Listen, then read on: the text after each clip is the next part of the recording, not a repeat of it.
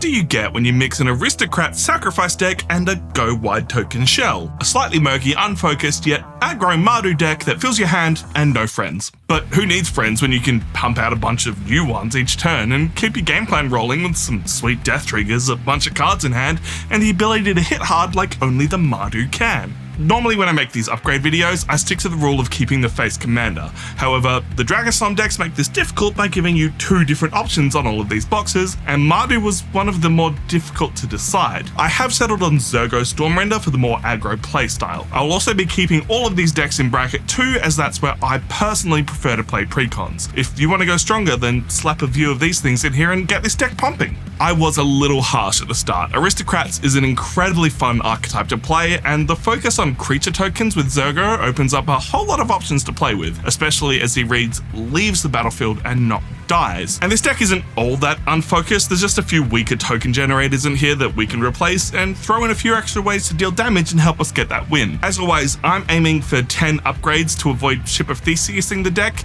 and reinforcing its game plan instead of turning it into any other Mardu tokens deck. With that in mind, I've got 10 budget upgrades for you to consider, and then 10 not so budget upgrades if you really want to pump up the power level. Both of the lists, what I've cut, and my personal final deck list are down below for you to check out next to the comments where you can let me know what you think, and the subscribe button so you can keep updated with everything we're making here at Nerds of the West. This is my favorite of the Dragonstorm decks, and if you want to see it played, we have a 5-player Star Commander gameplay video coming that you can check out depending on what order I end up editing these in. I'm aiming to get more attack triggers, more death triggers, and get more tokens. I haven't touched the land package, as what comes in these decks these days to start is pretty solid. You can always throw more of your favorite lands in here to the cost that you're comfortable spending, but these play pretty good out of the box. We'll kick things off with the card that I've seen every content creator talk about for this deck, Settle the Wreckage. Sure, you could hold it up for when someone takes their anger out on you, but the real fun is to build up a few early tokens and then slap it on yourself and ramp out a whole lot of land. Especially useful if your tokens are mobilized and just going to disappear by end of turn anyway. The other non-creature card that I've added is Wear Tear,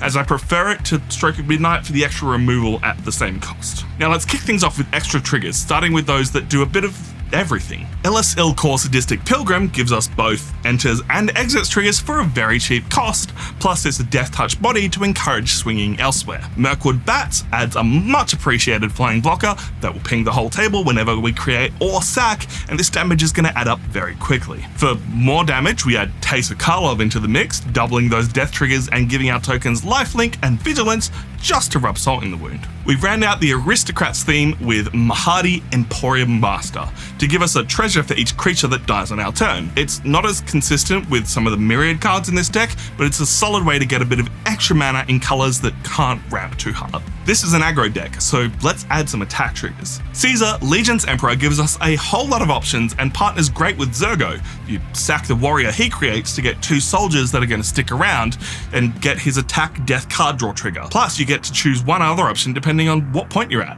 Build up a large board and Caesar can end the game. To help get there, Anim Pakal helps us get a whole lot of extra tokens out if you can get them out early and keep them around for a few turns. To help get all these weenie tokens in for that win, Hammer of Moradin is a cheap early myriad creature that also taps down a creature whenever he attacks. And to double up on all of these, we have to throw in Ishin 2 Heavens as one. Double mobilize, double myriad, and double the tokens to halve the length of the game. It's everything this deck wants to do for a pretty cheap cost. Alright, before I go any further, I had to come back and re-record this because I got to test with a card after not seeing it really in playing. Devilish Valet is amazing in this deck. There's a few times where this deck just doesn't have enough to go wide or enough power. You just slap this bad boy down, create all your tokens, and he can win you the game. I haven't put him in my lists, but I'm coming back.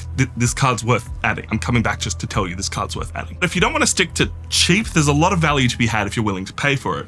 One of the reasons I love playing Mardu is for Ruinous Ultimatum. Sure, it's expensive, and sure, it'll probably be countered, but it sure does make for a quick win when you can swing into an open board. Call the Coppercoats and Ink Shield are the perfect defensive options for this deck that can then be used to swing in with a giant army of soldiers or inklings. There's nothing quite like a perfectly timed Ink Shield to remind opponents to be afraid of the aggro deck holding up mana.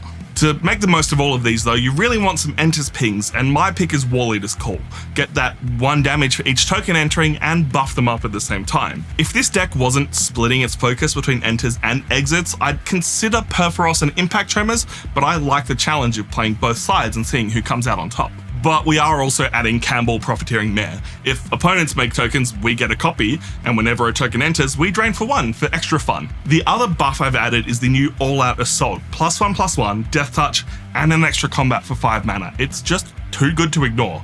Drop this at the right time and it can win the game. The other new card I've added is Mardu Siegebreaker, which is probably going to have dropped in price by the time I make this, but Myriad in all but name except on a card of your choice and sack instead of exile. Plus, if this big ol' removal target baits out the kill spell, you get the creature of your choice back. Speaking of Myriad, Battle Angels of Tyr it's the best, not one of, it is the best. Flying Myriad and catch up on cards, mana, and life if it hits right.